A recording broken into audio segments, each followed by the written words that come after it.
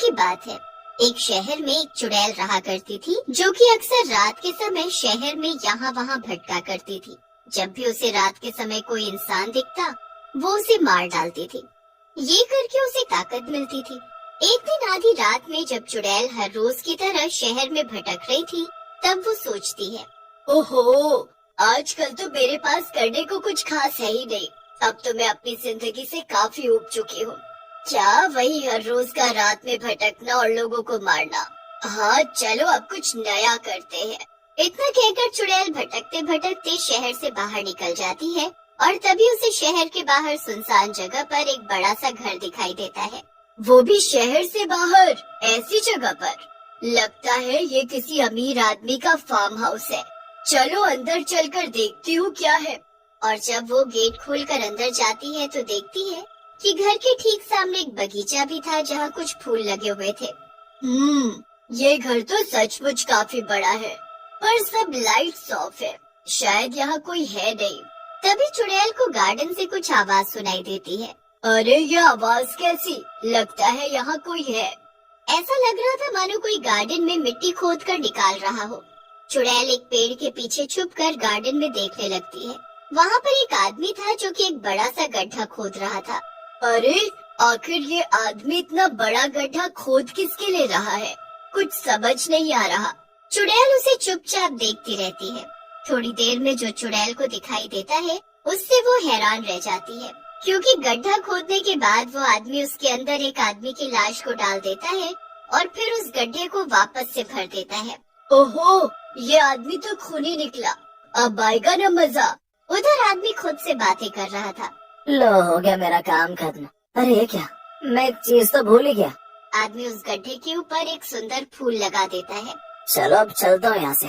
अच्छा हुआ किसी के बिना देखे काम खत्म हो गया। अब चैन से सोऊंगा।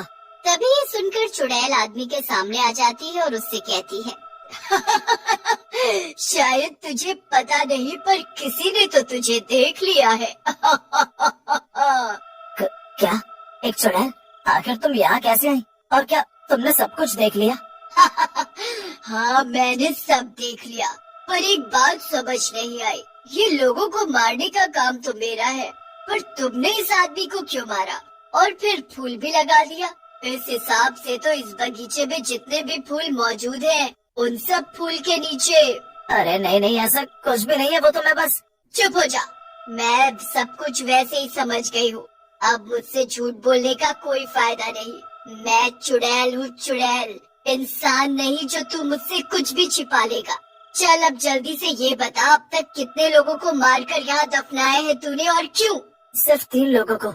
हाँ, यहाँ इस बगीचे में फूल भी 3 ही है। अब जल्दी से आगे बता।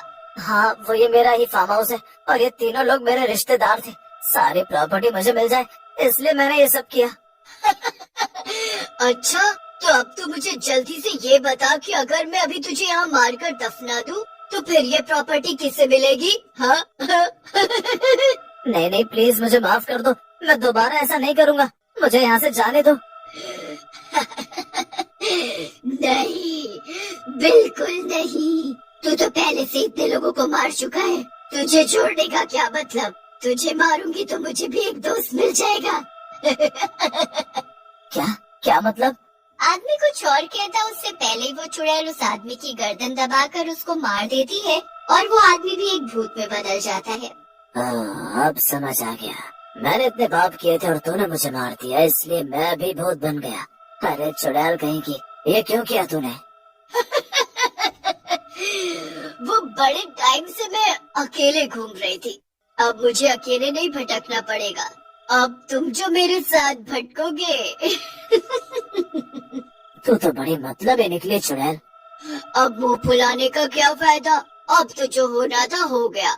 वैसे हाँ, मुझे ना तुम्हारा ये फूलों के बगीचे वाला आइडिया काफी पसंद आया। अब हम दोनों ऐसे ही लोगों को पकड़ कर लाएंगे और उन्हें यहाँ मारकर दफनाएंगे। ऐसे हमारा बड़ा सा फूलों का बगीचा हो जाएगा। वैसे भी मुझे फूल काफी पसंद है। हे भगवान, मरने से पहले तो मैं प्रॉपर्टी के लिए लोगों को मार रहा था, पर अब मरने के बाद मैं क्यों लोगों को मारूंगा भला?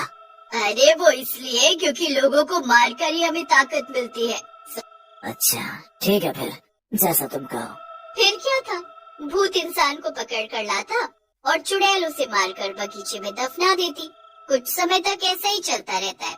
भूत और चुड़ैल धोखे से लोगों को बगीचे तक लेकर आते और फिर उन्हें मारकर वो वही बगीचे में दफना देते थे।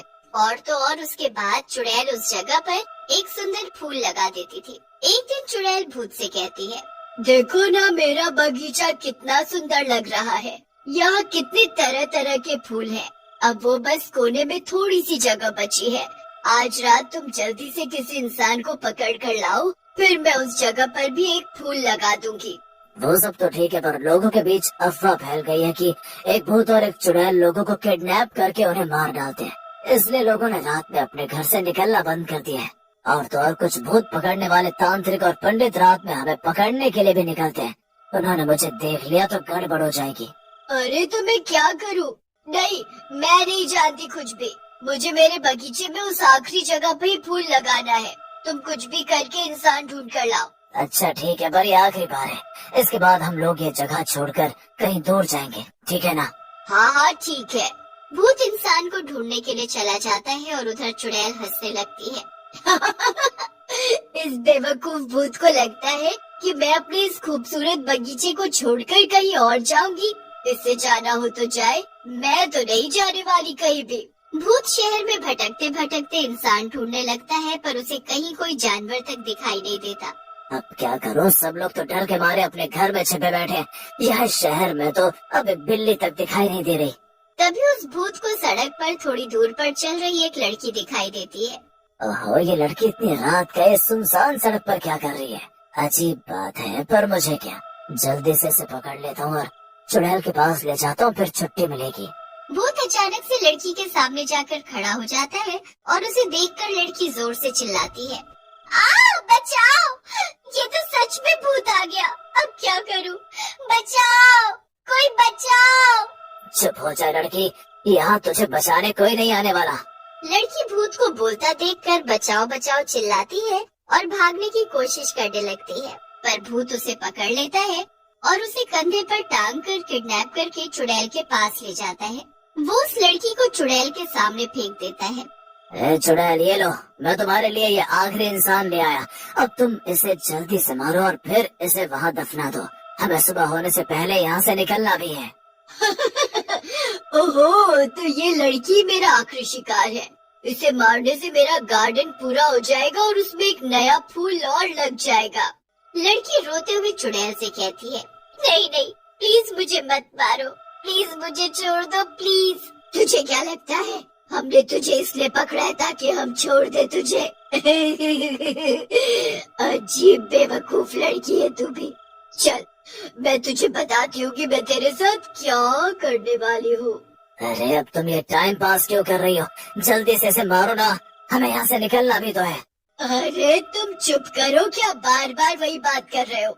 मुझे इससे बात करने दो, समझे? हाँ, तुम्हें कहा थी, पहले मैं तुम्हें मार दूंगी और फिर मैं तुम्हें मेरे गार्डन की उस सुंदर सी जगह पर दफना दूंगी। और हाँ, उसके बाद मैं वहाँ एक फूल लगाऊंगी और फिर मेरे गार्डन में इतने सारे खूबसूरत फूल हो जाएंगे। ओह अच्छा, और अगर उससे पहले ही मैं तुम दोनों को मार दूं तो? लड़की की बात सुनकर भूत और चुड़ैल दोनों हैरान रह जाते हैं। ये सब तुम क्या कह रही हो? लगता है अपने मौत की खबर सुनकर ये लड़की पागल हो गई है, वरना ये ऐसी बातें क्यों करती भला? अब मुझे लगता है तुझे मार देना चाहिए, तेरे जाने का समय हो गया है।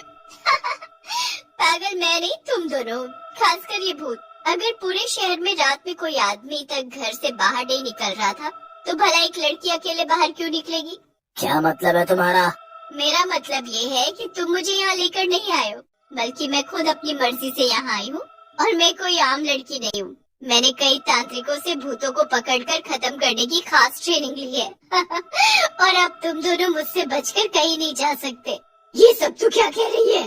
सब सच कह रही हूँ मैं। इतना कहकर लड़की अब भभूत निकालती है और उसे भूत और चुड़ैल पर डाल देती है, जिससे वो दोनों एकदम छोटे छोटे हो जाते हैं।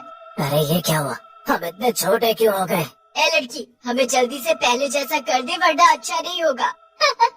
वरना क्या ही कर लोगी तुम अब? लड़की उन दोनों को अपने हाथ से पकड़कर उठा लेती है और उन्हें बॉटल के अंदर डालकर कैद कर देती है। अब तुम दोनों इसी के अंदर कैद रहो और अब इस शहर में किसी को बाहर निकलने से पहले दोषना नहीं पड़ेगा। लड़की उस बॉटल को अपने पास बैग में रखकर ले जाती है और शहर वाले फिर से आजाद होकर घूमने लगते हैं।